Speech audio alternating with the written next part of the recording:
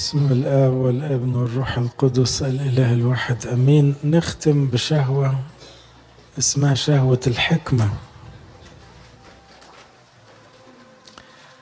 احنا قلنا في شهوات جسدية وفي شهوات روحية. إن كنا نعيش بالشهوات الجسدية هنموت، إن كنا نعيش بالشهوات الروحية هنحيا إلى الأبد. هنعيش جسديا هنبقى زي آدم وحواء، هنعيش روحيا هنبقى شبه المسيح. هنعيش بحسب شهوات الجسد يبقى زينا زي أي واحد ما يعرفش ربنا. هنعيش حسب شهوات الروح هنبقى شبه الملائكة. يبقى الموضوع مهم. من بكرة هنبتدي الصوم. الصوم هو اللي بيعمل، عارفين لما تعمل السويتش كده، تغير من بارد لسخن مثلا.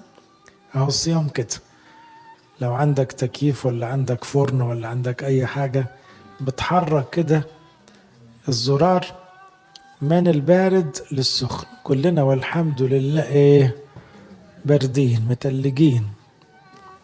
احنا عاوزين نسخن. السخن ده بقى الروح، لان الروح نار، الهنا نار اكله. الروح القدس يحب جدا يدي الحكمة، لأنه روح الحكمة. فالإنسان الروحاني دايما عنده شهوة الحكمة، دايما عنده دي، وتبقى الرغبة دي جواه بتزن عليه أكتر من أي رغبة. وكلكم عارفين إن عندنا شاب في التاريخ الشهوة دي عليت جواه قوي، لدرجة طول الليل يطلبها. قام شاف المسيح بعينيه وخد حكمة أكتر من أي بني آدم. وبعد سنين فقد شهوة الحكمة. خلي بالكم، هو ما فقدش الحكمة نفسها، بس فقد شهوة الحكمة. تصور انه بقى حكيم، ما عادش محتاج مزيد من الحكمة. ساعتها لقينا سليمان العظيم ده عمال يعمل كده، وقع وقعة سودة. عمل عكس اللي كان بيقوله في سفر الأمثال. قعد يوصينا في سفر الأمثال: احذر من المرأة الأجنبية، لسانها مش عارف ايه وطرقها كلها موت وراح مشي مع أجنبيات بالعدد. ليه؟ لأنه ببساطة فقد شهوة الحكمة. في الوقت اللي كان مشتهي الحكمة وحاسس انه قليل حكمة، كان بعيد خالص عن الغلط. وفي الوقت ده بنى هيكل ربنا وشاف المسيح بعينيه تاني يوم تدشين الهيكل.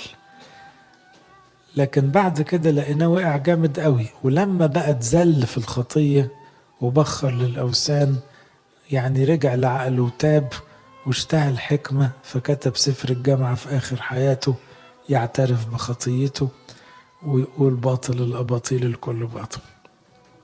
إذا شهوة الحكمة شهوة روحية حلوة قوي، زيها زي شهوة التواضع، شهوة البساطة، شهوة نقاوة القلب.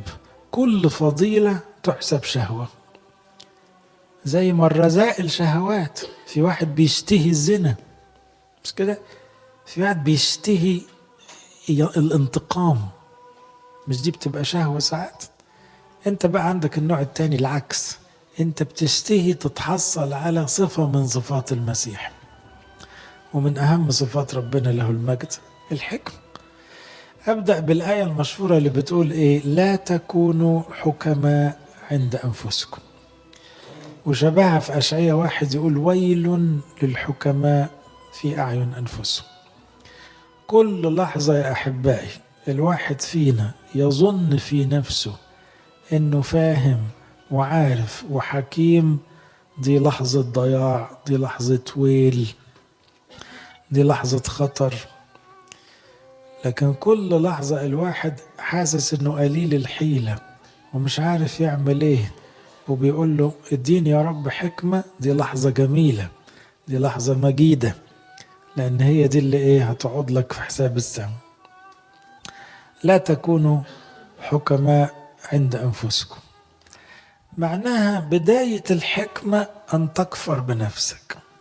بداية الحكمة تكفر بنفسك يعني إيه؟ يعني ما تظنش في نفسك أبدا أنك صالح، ولا تصدقش أبدا أنك أفضل من غيرك مهما كانت أخلاقك وصفاتك وخدمتك وسنك. لا، ما تصدقش. ده شيطان كذاب جاي في ودانك يقول لك أنت أحسن من مين؟ ده أنا لسه كل شر. ده لو ربنا بس شال إيده عني ده نعمل بلاوي الدنيا كلها. فخليك دايما مش باصص لنفسك بإعجاب. ربنا يسوع قال اللي عاوز يمشي ورايا أول حاجة يعملها إيه؟ ينكر نفسه. هي دي فكرة يكفر بنفسه. يعني إيه؟ نفسك دي مش عجباك، نفسك دي ما انتش معجب بيها، نفسك دي انت واقف لها بالعصاية، بتقول أنا ما أعرفش نفسي، أنا أعرف ربنا وأعرف الناس، نفسي دي أنا مش غريبة عني، ليست ثمينة عندي. القديس بولس ورانا ايه اللي بيحصل جواه من حوار كده. فقال مرة ايه؟ اعلم انه ليس ساكن في اي في جسدي شيء صالح، لان الارادة حاضرة عندي، واما ان افعل الحسنى فلست اجد. يعني ايه؟ انا جوايا كله لخبطة، كل ما احب امشي صح امشي غلط. هو ده بقى الشخص المتواضع اللي شايف الحقيقة مظبوط، اللي لا يثق بنفسه زيادة. وانت بتجاهد في اقتناء الحكمة حاسب من الحكمة الأرضية. الحكمة الأرضية غير خالص الحكمة اللي بنتكلم عنها. الحكمة الأرضية قد تكون خبرتك في الحياة، قد تكون شوية العلم والمعلومات اللي عندك، قد تكون طريقة تفكيرك اللي فيها شوية ذكاء أو فيها شوية تحليل أو نفعتك في كم موقف، بس دي كلها اسمها حكمة أرضية، ملهاش علاقة باللي احنا بنقوله. ما تصدقش خالص في حكمتك الأرضية، لأنها ياما غرقت ناس، ياما ناس بذكائها حاولت تحل مشاكل، المشاكل باظت. فالحكمة الأرضية وصفها القديس يعقوب، قال دي أرضية نفسانية شيطانية. يعني دي ممكن يلعب فيها الشيطان براحته. لا تظن يا أحبائي أن الأذكياء أكثر سعادة مننا، لا خالص، ولا العلماء ولا الحكماء، دي كلها حكمة أرضية. الأطفال هم اللي أسعد وهم اللي أقرب للسماء، اللي مخهم لسه على قدهم، بس دول قلبهم أنضف مننا. الحكمة اللي من فوق ده نوع تاني خالص، طاهرة مسالمة مترفقة مذعنة مملوءة رحمة أثمارا صالحة. يبقى هنا تلاحظ أن الحكمة دي فضيلة يعني إيه؟ جوه الحكمة تلاقي العفة، جوه الحكمة تلاقي السلام مسالمة، جوه الحكمة تلاقي الترفق، جوه الحكمة تلاقي الخضوع مذعنة يعني خاضعة، جوه الحكمة تلاقي عمل الرحمة حب الخير، جوه الحكمة تلاقي كل أنواع الفضائل. ساعات كنت أقول ليه ما قالش في ثمر الروح كلمة الحكمة، لغاية ما الآية دي قالت لي لأن الحكمة النازلة من فوق مملوءة إيه؟ أثمارا. يعني لو حكمة سماوية حط فيها التسعة اللي قالهم بولس في غلاطيا 5، فيها محبة وفرح سلام طول أنا لطف صلاح إيمان، كل ده جوه، كل ده متضمن. فهمتوا ليه الحكمة طلب غالي؟ لأنه اللي يقتني الحكمة السماوية دي هيبقى عنده إيمان طبعا، هيبقى عنده وداعة، هيبقى عنده فرح، لأن هي هتشيل ده كله، لأن الحكمة في الآخر هي ربنا نفسه. في جامعة 7 يقول حكمة تاني، يقول إيه؟ لا تكن بارا كثيرا ولا تكن حكيما بزيادة. برضو هنا مش معناها ما تشتهيش الحكمة، معناها ما تصدقش انك بقيت حكيم بزيادة. فاهمين؟ ما دي وقعت سليمان كل الناس قالت له انت ما حصلتش، انت حكيم زمانك، فصدق، واول ما صدق ابتدى يقع. لكن طول ما كان دايما حاسس انه صغير وقليل الحكمة كان عمال يزداد حكمة. فلا تكن حكيما بزيادة، هي نفسها لا تثق في حكمتك. ويل للحكماء في أعين أنفسهم. في مزمور جميل يقول إيه، المزمور ده كتب واحد من الحكماء اسمه أساف أظن. المهم ده كان بيقول له يا رب أنا حيران، أنت ليه بتسيب الأشرار عايشين مرتاحين والأبرار تعبانين؟ وبعدين ربنا كشف له مصير الأشرار ومصير الأبرار، فرجع اعتذر وقال له أنا يا رب حكمت عليك بغباء وقلت أنت بتظلم الناس، أنا بليد. بليد دي في اليوناني يعني أنا أحمق أو أنا غبي. فهذا الحكيم اعترف وقال له رب أنا لا مؤاخذة غبي، أنا ما بفهمش ولا أعرف، ما بعرفش حاجة خالص، أنا صرت إيه كبهيم من عندك. اتعامل مع رب زي اللي بيتعامل مع البهايم. متوقع إيه من البهايم؟ هتديها درس في إيه؟ أنت هتجرها، ما ده البهايم تتجر، لكن مش هيقولوا لها فكري ودبري وخططي وخلصي، لا لا لا، صرت كبهيم من عندك، عليك تسوقني وخلاص. اللي كاتب الكلام ده كان حكيم من حكماء زمانه، من تلاميذ داود، وكان عنده تساؤلات عميقة، ليه بيحصل شر في الدنيا وربنا ساكت؟ وبعدين قال له أنا آسف، أنا دخلت في حاجة مش بتاعتي، أنا يا رب بليد، صرت كبهيم من عندك ولكني دائما معك، امسك ايدي بقى وجر براحتك. الحكيم يحب النقد أكتر من المديح. اللي عنده حكمة نازلة من فوق، كل الناس تحب يتقال فيها كلام حلو، ويوم ما يجي كلمة كده فيها نقد أو عتاب أو توبيخ أو لوم تلاقي الناس تتأزم، ده لأنهم مش حكم. إنما لو واحد حكيم يقول فليؤدبني الصديق، يؤدبني مش بس ينقضني، يبهدلني يهزقني يوبخني برحمة. أما زيت الخاطي فلا يدهن رأس. وماله لما تسمع كلمة ناشفة، مش هتغسلك دي، مش هتفوقك، مش هتنبهك لحاجة ناقصاك. لو أنت حكيم هتقول أنا محتاج ده، زي اللي بياخد دواء مر ومقتنع بيه جدا وحريص عليه جدا عشان الدواء ده فيه الشفاء.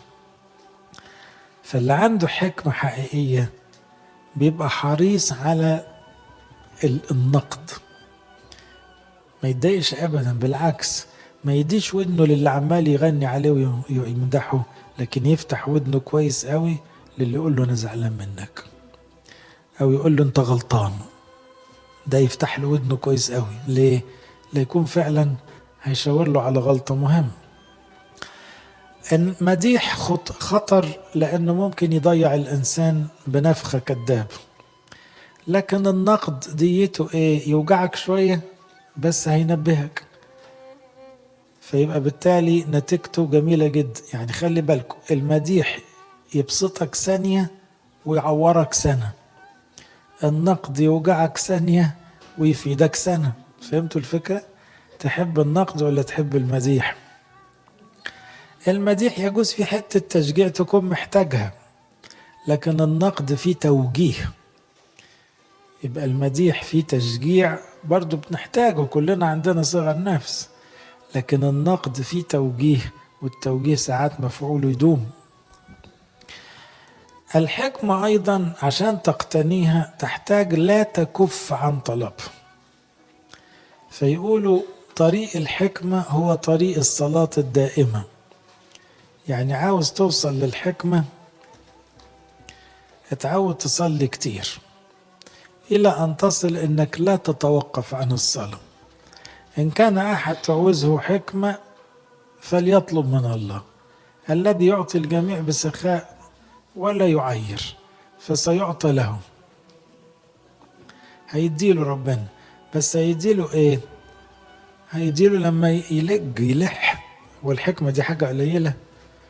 ده اللي بيبقى له طلب عند الوزير ولا عند مصلحة بيفضل يروح يضرب المشوار رايح راجع كل أسبوع يشوف طلبه خلص ولا لا.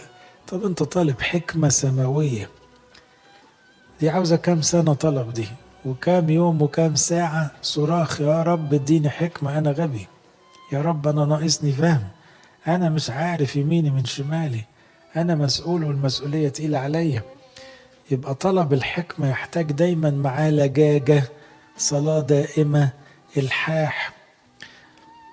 وإحنا كخدام يا أحبائي عندنا فرصة ليه؟ كل موقف خدمة يحتاج حكمة. لو واقف قدام عيل صغير، يا ترى تقول له إيه وتعمل إيه؟ دي عاوزة حكمة، لأنك ممكن تزقه لقدام يمشي كويس قوي، وممكن تعسره لو ناقص حكمة. ودي ركز فيها المسيح قوي وأتكلم فيها كتير، قال: يا ويلهم اللي بيعثروا العيال الصغير. طب دي أتجنب العثرة بإيه؟ بالحكمة. إيه اللي يخليك ما تتعبش ولا إنسان وما تضيعش ولا إنسان؟ لازم تبقى حكيم. من غير حكمة هتعسر ناس بقصد وبدون قصد. اتقال آية تاني نحطها في الموضوع، يقول: آخذ الحكماء بمكرهم. يعني إيه؟ دي الحكمة الأرضية تاني. أنا عمال أخليكم تنتبهوا بين فرق الحكمة بتاعت الدنيا والحكمة بتاعت ربنا. حكمة الدنيا ساعات بين قوسين اسمها مكر أو خبث، بس هي في الآخر يقال عليها عند الناس حكمة. يعني اتقال على أخيتوفل إنه حكيم، بس كلكم عارفين إن أخيتوفل عميل للشيطان، لكن كان في زمنه بيتقال عليه حكيم. فالآخذ الحكماء بمكرهم يعني يقع في شر أعماله. الحكيم حكمة الدنيا في الآخر يقع في شر أعماله، لأن حكمة هذا العالم جهالة عند الله. مكتوب: الآخذ الحكماء بمكرهم. أحمدك أيها الأب رب السماء والأرض، أخفيت هذه عن الحكماء والأفضل وأعلنتها للأطفال. يجي أهم سؤال بقى: كيف نقتني الحكم؟ احنا عندنا شهوة حكم، يا رب اديني حكم. طب اللي عنده شهوة الحكمة يتولد منها شهوات كتير قوي كلها مقدسة. أول شهوة هي شهوة التواضع، لأن في آية جميلة قوي في الأمثال من 3 كلمات: مع المتواضعين حكمة. قولوها الآية دي معايا، ها؟ مع المتواضعين حكمة. كمان مرة: مع المتواضع. لما تلاقي نفسك محتار ومحتاس ومش عارف تتصرف، قول: نقص حكمة عشان نقص ايه؟ فهمتوها؟ لو جبت التواضع اللي زي اللي عند العذراء من ألقابها الحكيمة، من ألقابها عند الآباء كده الحكيمة بشكل مطلق كده، يعني مفيش حكيمة واحدة في الزمان زي العذراء. طب دي درست ايه عشان تبقى الحكيمة يعني؟ لا، لأنها متواضعة جدا. فبسبب تواضعها مفيش جملة بتطلع غلط، مفيش حركة بتطلع مش مظبوطة. يبقى شهوة التواضع تجيب الحكمة. ففي اقتناء الحكمة في السكة بتعدي على فضيلة التواضع. عشان تقتني الحكمة لازم تاخد التواضع في السكة. دي الحكمة بتاعت فوق. خلي بالكم احنا تاني بنقول حكماء هذا الدهر دايما عندهم كبرياء، لكن حكماء ربنا دايما عندهم تواضع. تلاقيه دايما يدعي انه ما يعرفش ويقف كده كأنه غلبان ومش فاهم، وهو ده اللي بيتصرف صح 100%. تاني حاجة في اقتناء الحكمة كتب الحكمة. عندنا مصادر للحكمة ضخمة جدا ممثلة ببساطة في الكتاب المقدس. الكتاب المقدس كتاب الحكمة. كل الأسفار هي أسفار حكمة، لكن في أسفار بذاتها واخدة لقب أسفار الحكمة أو الأسفار الحكمية، زي الأمثال، المزامير، أيوب، الجامعة، النشيد، يشوع بن سراخ، سفر الحكمة. دي الآباء سموها أسفار الحكمة، لكن عموما الإنجيل كله اسمه سفر الحكمة أو كتاب الحكمة. مدرسة الحكمة هي الإنجيل. كل ما تقرأ كويس وتفكر كويس في اللي بتقراه كل ما تزداد حكمة. يبقى طبيعي اللي بيقرأ قليل أو مش بيفهم الإنجيل يبقى ناقصه حكمة، وعمال يذاكر كتب الدنيا ويقرأ جرايد. طب هتديك إيه ده كله؟ في اقتناء الحكمة بما أنها شهوة، تقتنى الحكمة من الحكماء.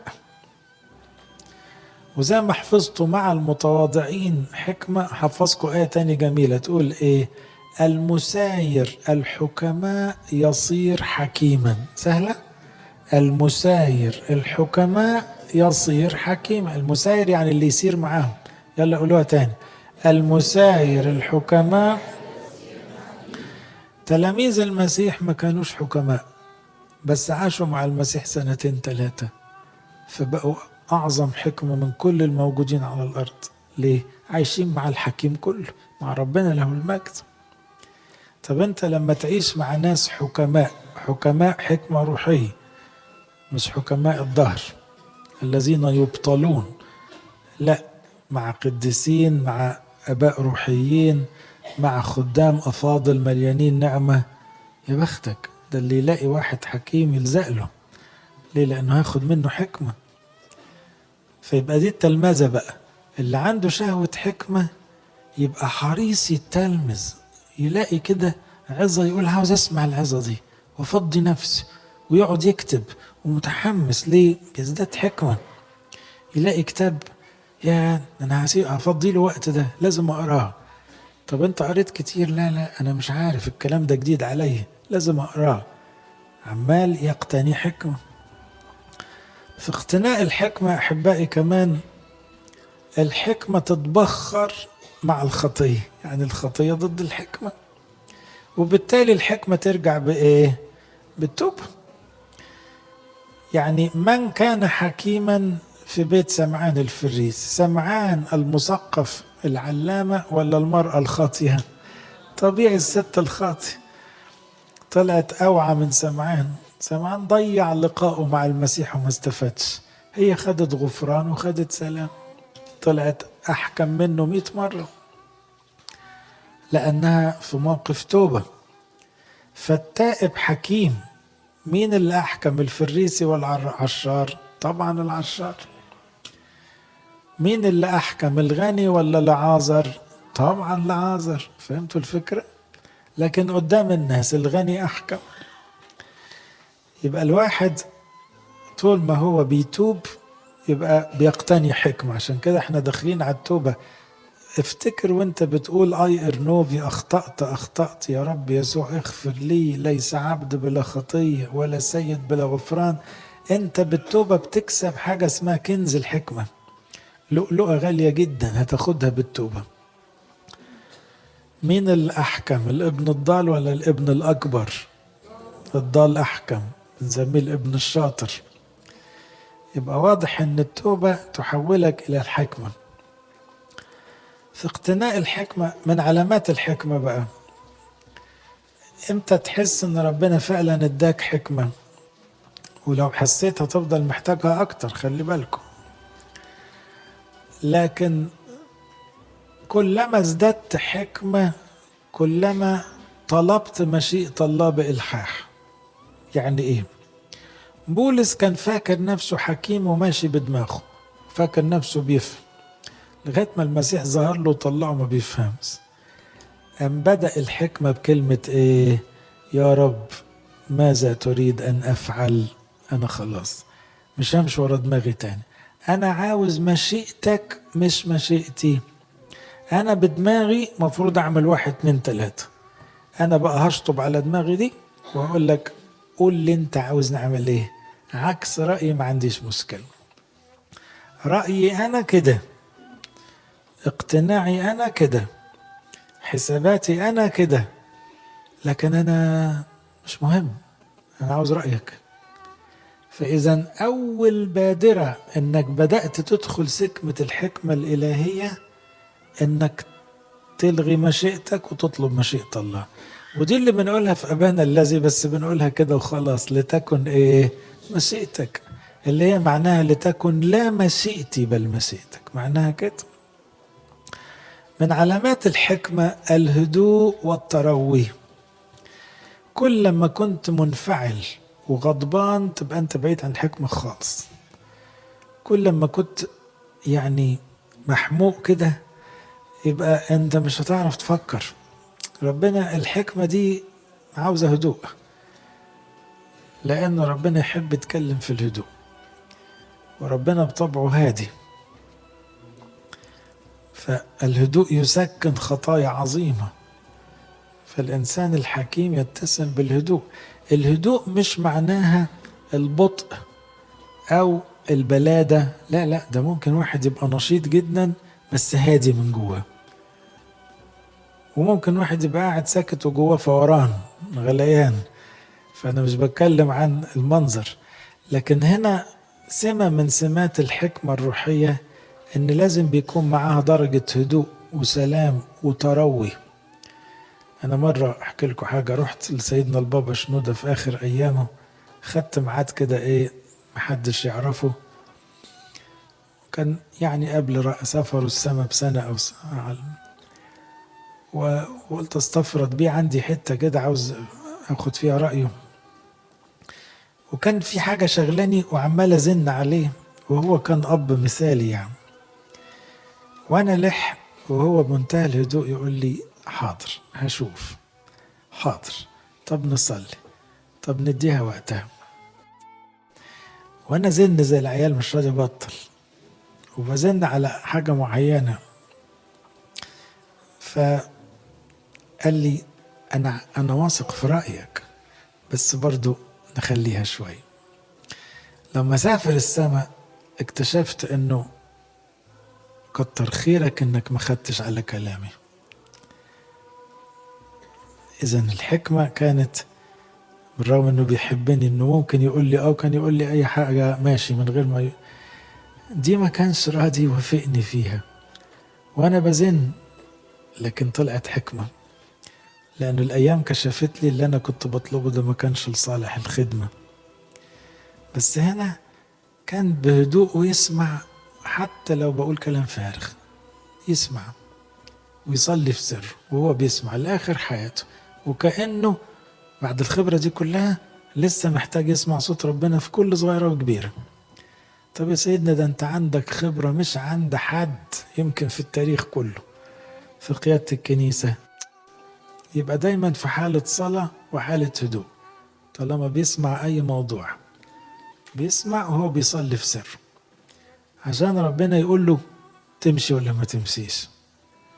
هي دي الحكمة، مش انه يستعين بخبرته القديمة، لا لا، الموضوع مش خبرة قديمة، كل موضوع غير التاني، وكل موقف غير التاني، لازم صوت ربنا هنا. من علامات الحكمة صنع السلام. الحكيم يميل جدا للسلام، والسلام قبل الإنجاز. معناته ايه؟ برضه احكي لكم، ربنا يخلي اباء الكنيسة. مرة بحكي حاجة لسيدنا أنبا موسى، فقال لي احفظ القاعدة دي وعيش بيها: سلام الكنيسة أهم من الخدمة. سلام الكنيسة أهم من الخدمة. قلت له مش فاهم. قال لي يعني سلام الكهنة مع بعض أو الخدام مع بعض أهم من الاجتماع اللي نفسك تعمله، أو من المشروع اللي عاوز تبتديه، أو من أي إنجاز. السلام أهم. هذه حكمة، حكمة أباء، حكمة شيوخ. ليه؟ ممكن خادم فيكم يندفع ويقول أنا هعمل كذا، والناس تتضايق، يقول مش مهم، هم عاوزين يعطلوا الخدمة، وياخد في وشه، وبعدين في الآخر إيه؟ يخسر إخواته، ويبقى مفيش سلام، وتبقى العثرة مالية الكنيسة، وبعدين يقول لك في إنجازات. إنجازات إيه؟ ما راحت خلاص كلها لحساب الشيطان، لأنك خسرت إخواتك، لأنك ما حافظتش على سلامك مع اللي حواليك. دي قلة عقل، دي مش حكمة. الحكمة أجل اللي نفسك فيه، أخره، إلغيه خالص، بس تفضلوا إخوات. وهو ربنا يعني مش عارف يعمل شغله؟ يعني هي واقفة عليك أنت؟ يعني بتخليك متواضع. لو ربنا عاوز يعمل حاجة هيعملها في وقتها.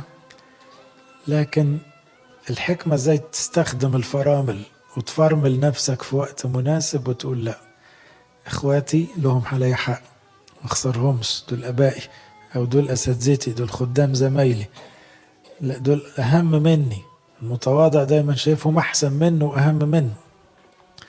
من علامات الحكمة ربح النفوس. كل ما ربنا اداك حكمة كل ما ابتديت تكسب ناس اكتر، وتكسب ناس هنا بطريقة حتى غير مباشرة، لان احنا ساعات كخدام بنركز بس في القطاع اللي احنا شايفينه. لا، وجيرانك دول مش بشر، كسبتهم ولا لا؟ والموظفين اللي معاك في شغلك دول مش بني ادمين، حطيتهم في دماغك ولا لا؟ واللي في الاتوبيس راكبين معاك ولا في التاكسي ولا في الشارع. رابح النفوس حكيم، يعني يربح اكبر عدد من البشر على طول الخط. دي بقى علامات الحكمة. يبقى فعلا انت بتزداد حكمة، ما بتخسرش حد، محدش بيزعل منك، ولو زعل تلحقه بسرعة، محدش بيفهمك غلط، ولو فهمك غلط بسرعة تيجي على نفسك وتطيب خاطره، وبالتالي عمال تقش، عمال تكسب. الحكيم ده زي جوكر كوتشينة، كان زمان ايه، يقش اي حاجة يكسب كله. طب ما هو انت تبقى حكيم عشان تكسب كتير. من علامات الحكمة انك تبقى دايما مقتنع بالشعار اللي قاله الحكيم: لكل شيء تحت السماء وقت، او لكل امر تحت السماء وقت. يعني ايه؟ ما تستعجلش بعض الامور، ما تستعجلهاش. تصوروا لا الست زهقت من الحمل فقالت ما كفايه 7 شهور 6 شهور، لازم 9 شهور، خلينا نخلص بقى. طب ما هو العيل ما هينزل ناقص صحة ويمكن ما يعيش. فساعات في ناس تبقى مستعجلة كده. لا، لكل شيء وقت. ربنا نفسه طويل، في حاجات ما تستعجلهاش، ما تزقهاش، وفي حاجات لو أجلتها غلط لأن ده كان وقتها. طبعا الحكمة انك تعرف تعمل دي ولا تأجلها، دي حكمة. تاخد الرأي دلوقتي ولا بعدين، ده كله ده عاوز ربنا. من علامات الحكمة النظام والترتيب. إلهنا إله نظام. اوعوا تصدقوا ان في حكمة مع العشوائية، اوعوا تصدقوا ان الحكمة تستقيم ابدا او تكون موجودة في جو مفهوش ترتيب. لا، ربنا مش كده خالص. ربنا منظم ومرتب في كل شيء، عامل الكون بإتقان وحكمة وترتيب ودقة غريبة جدا لأنه حكيم. ده الشجرة دي بتطلع بحسابات دقيقة جدا عنده، بنظام وبترتيب. ده نسبة الأكسجين في الهواء ليها حسابات عند ربنا. وبعدين احنا في الكنيسة في العبادة تلاقوا يقول لك ايه، خليها بالبركة. ظلمنا كلمة البركة. لا، كلمة البركة مش معناها قلة النظام. الحكيم يحب النظام جدا والترتيب، من غير ما يوجع حد، من غير ما يعسر الناس، لكن النظام مهم لأن كلمة طقس يعني نظام. من علامات الحكمة الاستماع الجيد. ليكن كل إنسان مسرعا في الاستماع، مبطئا في التكلم، مبطئا في الغضب. لو الواحد بيسمع أكتر هيزداد حكمة، ولو هو حكيم هيدي ودنه يسمع بإنصات. طبعا مش للكلام الفارغ، بس إيه، للأمور المفيدة أو للمواقف اللي فيها إشكالات. بصوا في الآخر أراجع فكرة شهوة الحكمة. نفسنا نطلع عندنا شهوة حكمة، وهي مرتبطة جدا بشهوة إيه؟ التواضع والتوبة والتلمذة. كل دي شهوات، شهوات روحية لو حركتنا هتوصلنا السماء. لإلهنا كل مجد وكرامة إلى الأبد، آمين.